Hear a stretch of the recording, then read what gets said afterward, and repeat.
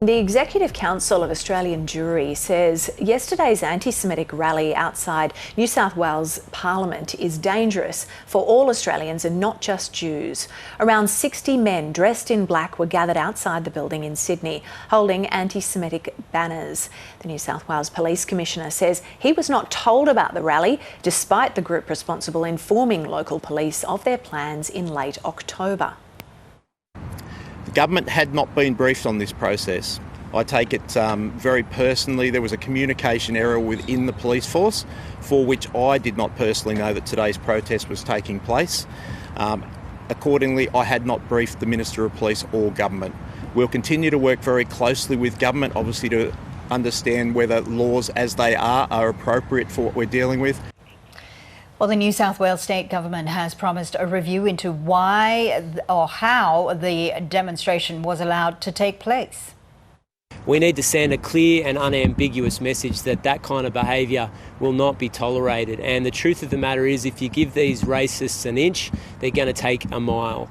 So I'm very obviously the circumstances are such that if we had our time again, that rally wouldn't have taken place. But obviously we're going to take steps in the future to give the police the resources they need to ensure that a rally like that doesn't take place on the steps of the People's House. And speaking to Weekend Breakfast earlier this morning, Ryvchin, who is the CEO of the Executive Council of Australian Jewry, called it a grotesque affront to our democracy.